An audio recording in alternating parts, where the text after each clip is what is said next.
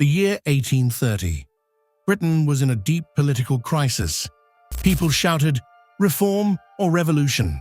The gap between the rich and the working class was widening. Major industrial cities had no representation in Parliament, while rotten boroughs of the aristocracy, even with few residents, had MPs. The country was on the edge, and the Reform Act 1832 could change the course of history.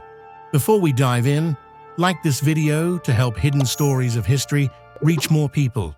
The Industrial Revolution had transformed British cities.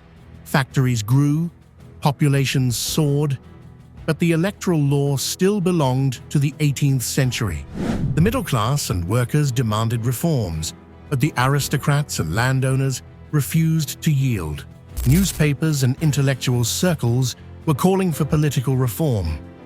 The Reform Act 1832 was on everyone's lips. The crisis deepened, and the country stood on the brink of revolution. King William IV ascended the throne. Prime Minister Earl Grey introduced the Reform Bill to Parliament. The goal: eliminate corrupt electoral districts and extend voting rights to the middle class. But the House of Lords resisted. Riots broke out in the cities, and rotten boroughs were at the center of debates. The king eventually dissolved Parliament and called new elections. In 1832, the Reform Act 1832 was passed. The result? Britain's political system changed without a bloody revolution. The act was a major step toward modern democracy. Although many groups, especially women and poor workers, still lacked voting rights. Yet, it taught the world an important lesson. Smart reforms and social pressure can replace revolution. Other European countries watched Britain closely because London showed that even a Reform Act 1832 could change history.